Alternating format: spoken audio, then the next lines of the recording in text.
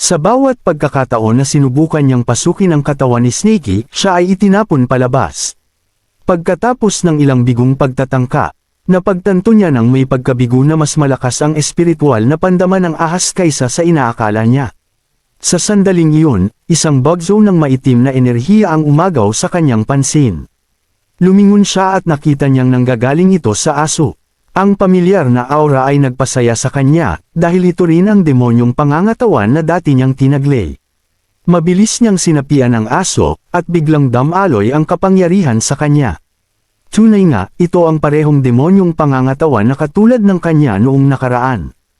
Habang nag-a-adjust siya sa kanyang bagong katawan, sinimulan niyang saliksikin ang mga alaala ng aso.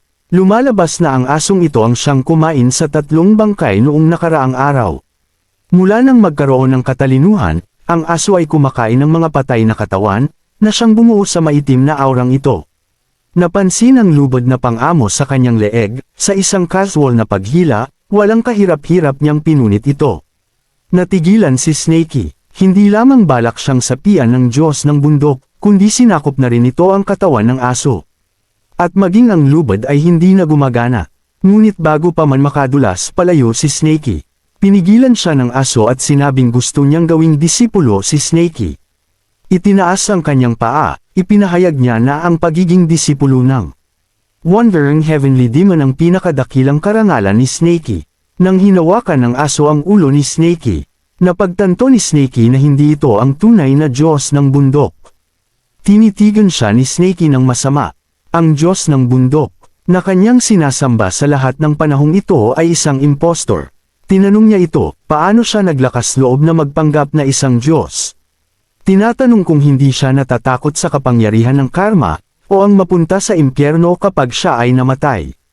Ang aso ay bumantong hininga ng malamig, sinasabing ang impyerno ay isang kathang-isip lamang para sa mga mahihinang tao upang aliwin ang kanilang sarili. Pagkatapos ay binanggit niya ang orihinal na itim na aso bilang halimbawa. Sinasabing kung paano humuhukay ng mga libingan at nagnanakaw ng mga bangkay ang aso, na malinaw na hindi natatakot sa karma. Hindi nagtagal, bumalik si Snakey sa bundok ng bakal na oso at pumasok sa kanyang kuweba. Sumunod ang aso, at mabilis na napansin ang isa pang nakatagong tunnel sa loob. At itinuro na iyon ang tunay na tagwan ni Snakey. Sa huli, hindi pumayag si Snakey na maging disipulo nito. Ngunit hindi niya mapigilan ang aso sa pagsunod sa kanya dahil gaano man siya kabilas tumakbo. Madali siyang nahahabol ng aso. Hindi maisip ni Snakey kung gaano kalakas talaga ang palaboy na ito. Ngunit mula nang sinapian nito ang aso, ang kanyang pakikitungo sa kanya ay hindi na kasing sama gaya ng dati. Sa sandaling iyon, dumating si Wolfie na may dalang kambing sa kanyang bibig. Mukhang nang mahulog si Wolfie sa bangin, hindi siya namatay. Nasunog lamang ang kanyang buntot. Narito si Wolfie upang ihandog ang pagkain ngayong araw. At mabilis na nilunok ni Snakey ang kambing sa isang kagat.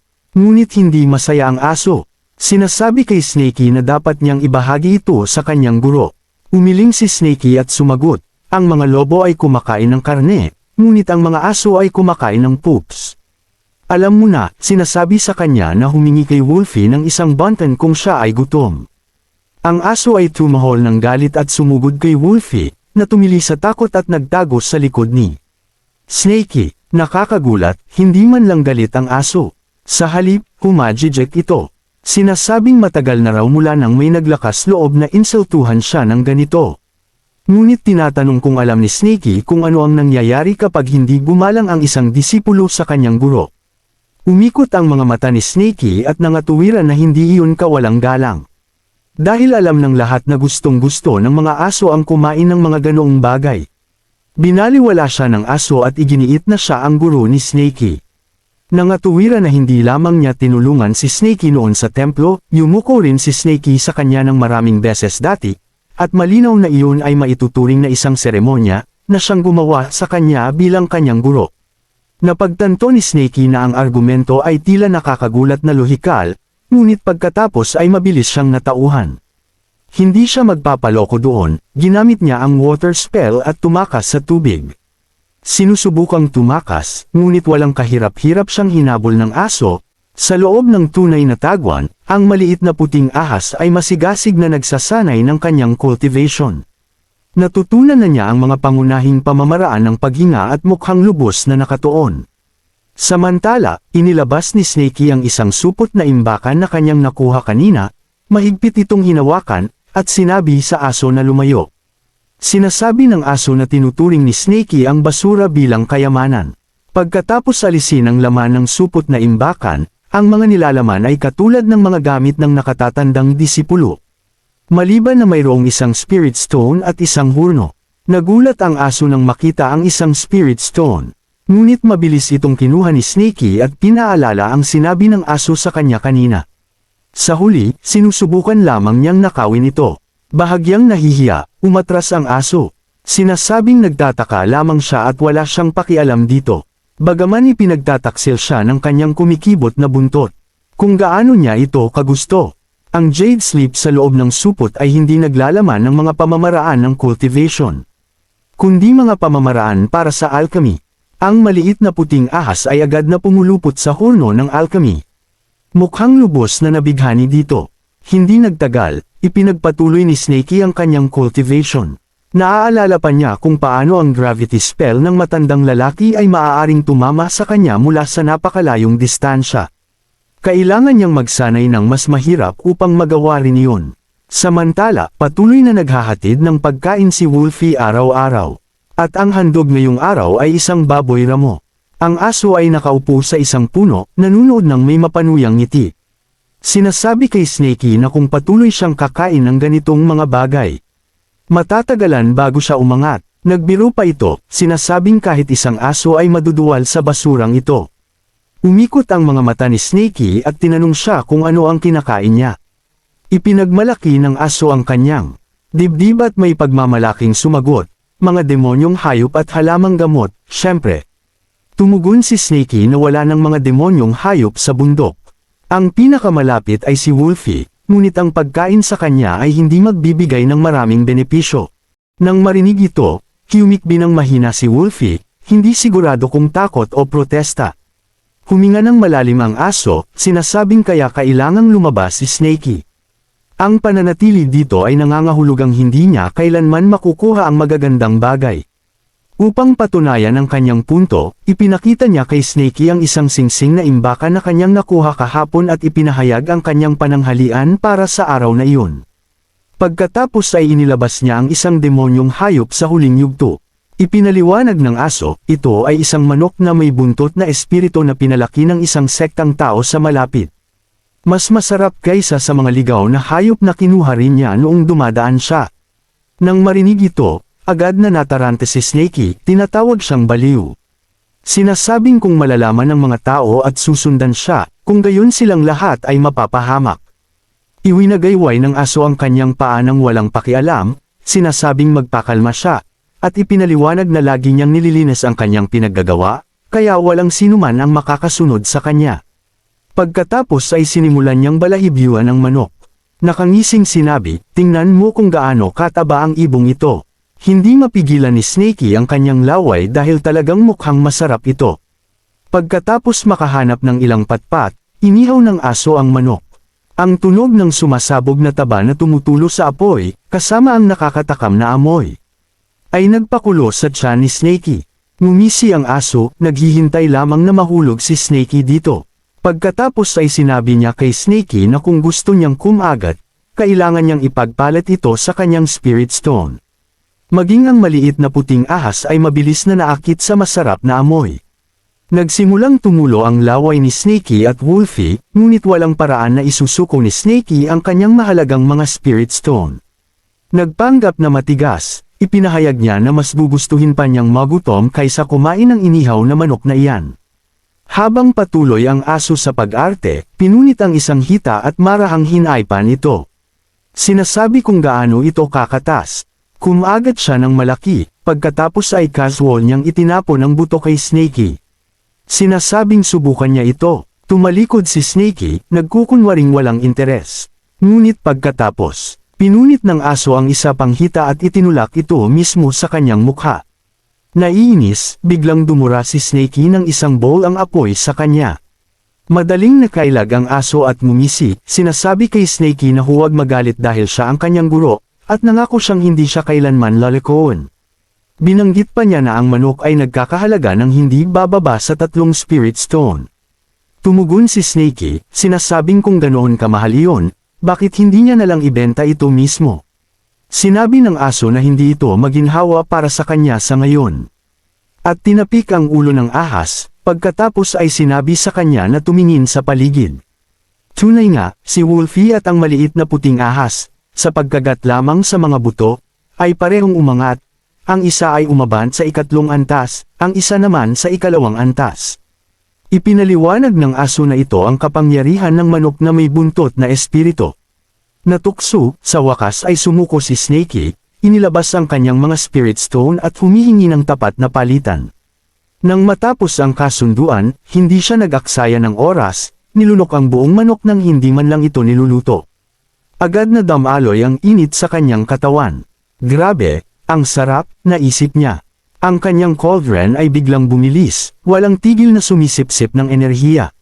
Sa isang iglap, umangat siya sa 5 antas. Nasiyahan, bumulalas siya at naisip, wow, ang galing. Pagkatapos, gumugol siya ng ilang araw sa ilalim ng punong bahaghari. Nililinas ang enerhiya ng manok. Nang matapos siya, naabot na niya ang tuktok ng 5 antas at nagkaroon pa ng ilang gininto ang kaliskis. Lumalabas na hindi nagsisinungaling ang aso. Ang manok ay sulit sa bawat spirit stone, habang ang lahat ay nakatuon sa kanilang sariling pag-angat. Hindi maiwasan ni Snakey na isipin na marahil ay alam talaga ng aso ang kanyang ginagawa. Pagdilat ng kanyang mga mata, tanong ng aso, kaya, kamusta? Si Snakey, nagkukunwaring walang pakialam, ay sumagot, ayos lang. Ngunit pagkatapos ay inalok ng aso ang isa pang nakakatuksong alok. Dapat silang magtulungan upang hamuli ng mas maraming manok. Ipinangako niyang maaabot ni Snakey ang huling yugto ng enlightenment sa loob ng 1 buwan at ang tuktok nito sa loob ng 1 taon. Halos pumayag si Snakey ngunit nag-alinlangan. Masyadong maganda itong pakinggan. Pagkatapos ng lahat, ang mga manok na ito ay mga demonyong hayop sa huling yugto. Huminga ng malalim ang aso, sinasabing ang mga manok na ito ay hindi na tunay na mga hayop. Matagal na silang inalagaan kaya nawala na ang kanilang kakayahang lumaban. Maging ang mga demonyong hayop sa kalagitnaan ng yugto ay mas malakas kaysa sa kanila. Hindi kumbinsido si Snakey, naaalala ang panahong halos mapatay siya ng isang baboy ramong demonyo. Ikinwento niya ang nangyari, ngunit naguluhan ang aso at tinanong siya paano maaaring maging ganoon kalakas ang isang baboy ramong demonyo. Nagkibit balikat ang aso at sinabing, kung ganoon, mag-isa siyang pupunta, ngunit kung may humabol sa kanya, diretso siyang babalik dito. Nagulat si Snakey at tinawag siyang, walang hiyak ang asong ulol. Tinapik siya ng aso sa ulo at tiniyak kay Snakey na ligtas siya kung mananatili siya sa kanya at dapat siyang magtiwala sa kanyang guro. Atubili, pumayag si Snakey na sumama, ngunit sa isang kondisyon, huwag na siyang tawaging disipulo. Gusto niyang tawagin sa kanyang pangalan. Umikot ang mga mata ng aso at sinabing, ang pangalang Snakey ay isang kakilakilabot na pangalan, ngunit mas mabuti na iyan kaysa wala. Tumugon si Snakey, sinasabing mas mabuti pa rin iyon kaysa sa taong palaboy, o kung ano paman. Nasakta ng aso, kaya sinabi niya kay Snakey na siya ang nag-iisang sikat sa buong mundo na ang Wandering Heavenly Demon na kilala sa kanyang nakakatakot na reputasyon. Ngumisi si Snakey at sinabing, bukhang eksakto tulad ng isang kontrabida. Nagpas siyang huwag nang makipagtalo pa, alam din niyang hindi niya maaaring gamitin ang pangalan sa ngayon. Dahil maitim ang kanyang kulay, magpapangalan siyang Black Emperor. Humagalpak ng tawa si Snakey at nagsimulang tuksuhin siya, at patuloy silang nagtatalo habang sila ay naglalakbay. Hindi nagtagal, narating nila ang sekta ng Xiaoyao. Tinanong ng aso kung alam ni Snakey kung ilang sekta ang mayroon sa buong kaharian ng Chu. Umiling si Snakey dahil ang alam niya lamang ay ang sekta ng pangangaso ng ahas. Pagkatapos ay tanong niya, mayroon bang iba pang mga sektang tao na nangangaso rin ng ahas? Napahawak sa noo ang aso at nagsimulang magpaliwanag. Mayroong 5 pangunahing sekta. Sa Hilaga, mayroong sekta ng Snowfield. Sa Kanluran ay ang Kunlun. Sa Silangan ay ang Panglay. Ang Timog ay ang sekta ng pangangaso ng ahas. At ang sentral na rehiyon ay pinamumunuan ng Imperial Court. Lahat ng mas maliliit na sekta sa kaharian ay sumasagot sa mga tanong na ito. Lumalabas na ang sekta ng pangangaso ng ahas ay dating tinatawag na sekta ng Dragon Tamer. Ngunit bumagsak ito at pinalitan ang pangalan nito upang maiwasan ang pagtawag ng pansin. Ang kasalukuyan nilang target, ang sekta ng Xiao Yao, ay isang maliit na isda sa ilalim ng jurisdiksyon ng sekta ng pangangaso ng ahas. Na meron lang 5 Foundation Cultivator, tumanggaw si Snakey na nag-iisip. 5 Foundation Cultivator, inulit niya. Pagkatapos, sa isang iglap, kumari pa siya ng takbo, ngunit nahuli sa buntot. Sumirit siya, bitawan mo ako, hindi ako pupunta dyan, para na rin niyang pagpapakamatay. Umiling ang aso, tinawag siyang duwag. Pagkatapos ay itinuro niya ang isang malapit na dalasdis at sinabi sa kanya na doon pinananatili ng isa sa mga nakatatanda ang kanilang mga manok na may buntot na espiritu. Sa pagbanggit ng pagkain, nagbago ang isip ni Snakey. Dumulas siya palapit para tingnan. Laking gulat niya nang makita ang mahigit 100 manok na malayang gumagala. Nagtaka siya, hindi ba natatakot ang mga tao na tatakas ang mga manok na ito? Ngumisi ang aso, sinabing hulihin niya ang isa at alamin. Inaktibo ni Snakey ang kanyang espiritual na pandama, ngunit naramdaman niyang nahadlangan ito ng isang uri ng harang. Nabahala, sumirit siya, may mapanganib dito. Hinayla siya ng aso, sinabing isa lamang itong mahiwagang array. Pagkatapos ay naglabas ang aso ng isang maliit na supot ng pulbus. Nagtataka, tanong ni Snakey, ano yan? Nagwisik ang aso ng kaunti sa mahiwagang array, nagpapaliwanag, pulbus na pambasag ng array. Perpekto ito para mapahina ang mga simpleng bitag na tulad nito. Pagkatapos, nagpakawala siya ng ilang malalaking bulating espiritu, ang paboritong pagkain ng mga manok. At talaga nga, nagdagsaan ang mga manok, tinutuka ang mga bulate. Samantala, silang dalawa ay gumamit ng Earth Escape spell para hamukay sa ilalim ng lupa, dahan daw ang lumalapit sa kanilang mga target. Bamulong ang aso, humablot ka ng marami hanggat kaya mo at tumakbo. Mabilis na kumilos si Snakey, gamit ang isang lubod na pang-amo ng hayop para hulihin ang 2 manok. Ang aso, hindi nagpahuli, ay nakahuli pa ng ilan. Ngunit bago pa niya matawag si Snakey para umatras, napagtanto niyang malayo na ito. Nang paalis na ang aso, may tumawag na boses ng tao sa likuran niya. Aba, kaya pala nawawala ang mga manok ko nitong mga nakaraang araw. Pawis na pawis si Snakey habang inaatake ng matinding nerbiyos. Kahit na ano paman, hinimok niya si Dogo na tumakbo ng mabilis hanggat kaya nito, ngunit hindi man lang nagmamadali si Dogo. Sa halip, kalmado niyang ibinalik ang mga manok na may buntot na espiritu sa kanyang storage ring. Binaliwala niya ito na parang isa lamang itong ordinaryong pamamasyal sa parke. Nang sumunod na sandali, ginamit niya ang kanyang teknik na Earth Escape at kumari pa ng takbo sa kabilang direksyon. Tinaasan ng kilay ng matandang lalaking humahabol sa kanila, iniisip na tiyak na ninakaw ng aso ang teknik na ito kung saan man. Sa isang casual na pagwagayway ng kanyang pamaypay na pang-alikabok, ginawa niyang matigas na bato ang lupa sa ilalim ng mga paa ni Dogo. Natigilan si Dogo, nakatitig sa lupa at bumubulong. Ayan na nga ba ang sinasabi ko sa plano na yon? Halos lumuwa ang mata ng matanda nang biglang tumakbo si Dogo nang gamit ang paa tulad ng isang tao. Inisip ni Dogo na imposibleng makahabol ang matandang hakluban. Nagmadaling sumunod ang matandang lalaki, bumubulong ng kung ano tungkol sa kung paano ang mga galaw ni Dogo ay hindi kahawig ng anumang tipikal na demonyong aso. Ano ba itong nilalang na ito? Sumumpa siya, hinihingal habang humahabol. Samantala, sumilip si Snakey mula sa likod ng isang puno, kalahati lamang ng kanyang maliit na ulo ang nakikita. Bamantong hininga siya ng may ginhawa, sinasabing, buti na lang nauna akong tumakbo, nanginginig habang iniisip. Nakakatakot ang mga tunay na Foundation Cultivator. Pagkatapos nito, dumulas si Snakey para maghanap ng tagong lugar. Sa isang liblib na yungib, sa wakas ay nakapagpahinga si Snakey. Naniniwalang sapat na itong tagong lugar, inilagay niya ang 3 manok na may buntot na espiritu sa harap niya. Oras na para lutuin ang mga ito at dalisayan ang kanilang enerhiya. Nangangarap ng malaki, inakala niyang malalampasan niya ang ika-6 na antas, marahil ay aabot pa nga sa pinakamataas nito, habang ang mga kaisipang ito ay bumubula sa kanyang isipan. Gayon din ang kanyang pananabik. Sinimulan niyang ihawin ang mga manok, kumikibot ang kanyang buntot sa tuwa. Ngunit mas mahirap palang magluto kaysa sa inaasahan. Ang unang manok ay nasunog ng husto, at si Snakey ay napilitang nguyain ang sunog na karne. Sinubukan niyang gayahin ang paraan ng pagluluto ni Dogo, ngunit malinaw na hindi simple ang teknik. Tumulo ang luha sa kanyang mga mata, nagdadalamati na sayang at wala na si Dogo. Nang magsisimula na siyang magluto ng isa pang manok, isang pamilyar na boses ang narinig mula sa pasukan ng yungib. Lumingon si Snakey at nakita si Dogo na nakatayo roon. Casual na pumasok si Dogo, umupo sa tabi ng isang bato, at kinamot ang kanyang bayag habang ipinapaliwanag na nahirapan siyang akitin ang matandang lalaki palayo.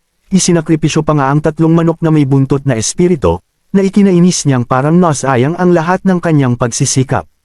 Sandaling natahimik si Snakey, pagkatapos ay tahimik na iniabot kay Dogo ang isang bahagyang lutong manok, at isa pa na buo. Nagtatakang tumingin si Dogo sa kanya.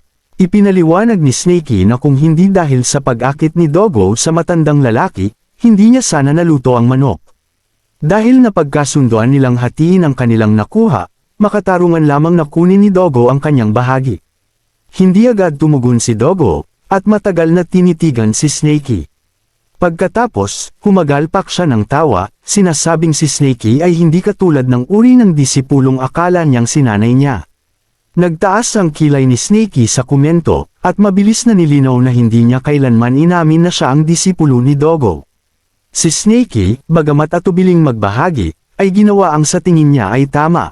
Kinuha lamang ang sunog na manok, pagkatapos ay nagpasya siyang turuan si Snakey kung paano magluto ng maayos. At sa ngayon, kailangan niyang hiramin ang buntot ni Snakey. Pagkatapos nito, naglabas si Dogo ng isang gulay at ginamit ang matalas na buntot ni Snakey bilang pansamantalang kutsilyo, hinihiwa ang mga ito sa perpektong mga piraso.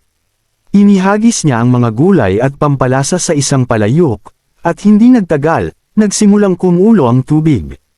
Ipinaliwanag ni Dogo kay Snakey na ang mga manok ay hindi lamang para sa pag-ihaw. Napakasarap din nilang gawing sabaw. Inayos niya ang apoy habang hinahalo at naghulog pa nga ng isa pang manok sa palayok. Habang nagbubuhos ng mas maraming tubig si Snakey, nagdagdag si Dogo ng isang dakot ng mga halamang gamot, na nagdedeklarang ang sabaw na ito ay puno na ng nutrisyon. Ang bango na nagmumula sa palayok ay hindi mapigilan, at hindi mapigilan ni Snakey ang paglalaway. Paulit-ulit niyang kinukulit si Dogo, tinatanong kung luto na ba ito. Sa wakas ay ngumiti si Dogo at sinabing handa na ito. Nang walang pag-aatubili, isinubo ni Snakey ang parehong manok sa kanyang bibig at, gamit ang kanyang teknik sa gravity, sinipsip niya ang sabaw sa isang subo. Sa pagitan ng mga kagat at paghigop, paulit-ulit niyang binubulong. Kung gaano kasarap ito, pagkatapos ng masarap na hapunan. Busog na busog si Snakey kaya halos hindi siya makagalaw. Tamad na nakahiga si Dogo sa isang kalapit na bato, kinawian siya, at sinabing sige na. Habang umaalis, si Snakey, bamulong si Dogo sa sarili. Inisip niya kung paanong ang kanyang maliit na disipulo ay walang ideya na ang manok na sinabi niyang nawala ay napunta pala sa kanyang tiyan. Ang pagbabahagi ng isang manok sa kanya at magpasalamat pa nga sa kanya, kay gandang kamangmangan.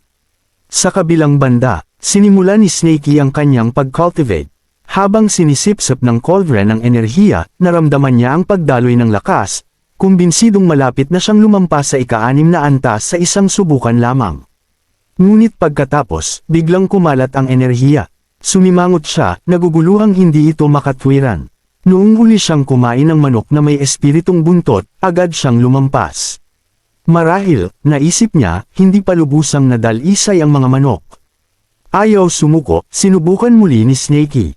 Ngunit pareho pa rin ang resulta. Nagsimula siyang maghinala na maaaring hindi matatag ang kanyang pundasyon dahil masyadong mabilis ang huling paglampas. Si Dogo, na nagmamasid sa pagkabigo ni Snakey, ay nagpas siyang makialam. Hinablat niya ang malaking wok at pinaikot ito sa hangin, gamit ang kanyang maliliit na paa para tipunin ang natitirang bakas ng mga halamang gamot sa loob. Sa tiyak na kontrol, pinagsama niya ang mga tira sa isang maliit na butil, pinainitan ito ng apoy hanggang sa maging solidong tableta. Namangha si Snakey, ngunit bago pa siya makapagsalita, nilagay ni Dogo ang tableta sa kanyang bibig, sinasabing makakatulong ito sa kanya na lumampas. Ang tableta ay napakasama ng lasa, may sunog na aftertaste. Ngunit walang ibang pagpipilian si Snakey kundi magtiwala kay Dogo. Ilang sandali lang, sinubukan niyang muli ang kanyang paglampas. Sa pagkakataong ito, maayos na damaloy ang enerhiya, at sa isang malakas na pagyanig, sa wakas ay nagtagumpay si Snakey. Pagkalipas ng 10 araw, sa ngayon, naabot na ni Snakey ang pinakamataas na antas ng ika-6 na antas. Abala pa rin siya sa pagsasanay ng kanyang teknik sa gravity habang nakaupo si Dogo sa malapit. Tinukso niya ito, tinatanong kung naniniwala na ba siya sa kanya ngayon. Nararamdamang bahagyang napahiya, at ubiling inamin ni Snakey na tama si Dogo. Idinagdag niya, bagamat pinahahalagahan niya ang lahat, sumusumpa siyang hindi na siya kailanman magnanakaw muli ng mga manok, anuman ang mangyari. Pagkaalis sa yungib, nag-inat ng tamad si Dogo at sinabing hindi sila maaaring patuloy na magnakaw sa iisang lugar sa lahat ng oras. Marahil panahon na para humanap ng bagong lugar. Gayunpaman, umiling si Snakey. Sa palagay niya ay hindi na kailangang magmadali. Kahit nakaka-breakthrough lang niya sa isang level, hindi gaanong umunlad ang kanyang pisikal na lakas. Hindi man lang siya nagpalit ng balat, at isa lang ang nadagdag niyang gintong kaliskis. Ikinatwira ni Snakey na habang ang mga tao ay nakatuon sa pagkukultivate ng espiritual na enerhiya, dapat niyang unahin ang pagpapalakas ng kanyang sariling katawan. Ang pagkawala nito sa paghahabol ng mabilisang resulta ay isang malaking hindi. Bago pa makasagot si Dogo, natigilan ang dalawa nang tumitig ang kanilang mga mata sa isang nakapangangilabot na tanawin. Hindi kalayuan sa kanila, makapal na usok ang pumailan lang sa langit, at nilamon ng apoy ang kagubatan. Walang pag-aatubili, pumunta si Snakey. Nagulantang si Dogo at hinabol siya, sumisigaw na tiyak na mayroon itong death wish sa pagtakbo ng diretso sa isang malaking sunog sa gubat. Sinubukan ni Dogo na kumbansihin siya na isa lamang itong ordinaryong sunog sa bundok, ngunit iginiit ni Snakey na hindi. Tumulo ang mga luha sa mukha ni Snakey habang itinatanong kung sino ang maaaring gumawa nito. Hindi pa siya nakitang ganito ni Dogo at sinubukang pakalmihin siya, ngunit sumigaw si Snakey na hindi siya maaaring manatiling kalmado. Ito ang kanyang tahanan. Samantala, ang mga salarin ay nakatayo sa di kalayuan, humahanga sa kanilang nilikha. Isa sa kanila, si Chen, ay nagsabi na ang apoy ay dapat tumagal ng 7 araw, higit pa sa sapat na oras upang sirain ang lungga ng demonyong ahas. Kumikislap ang kanyang mga mata sa pagkamuhi habang ipinapaliwanag niya na 3 taon na lamang ang natitira niyang buhay. Ang kanyang natitirang hinanakit sa buhay na ito ay balatan ng demonyong ahas na iyon, bunutin ng mga litid nito, at dalisean ang core ng ahas nito upang maging isang tableta. Sinubukan ng kanyang huling disipulo na aliwin siya, tinitiyak kay Chen na matutupad ang kanyang hiling. Bumantong hininga si Chen, at bumaling ang kanyang isipan sa kinabukasan ng kanyang disipulo. Mayroon din siyang ibang gustong gawin.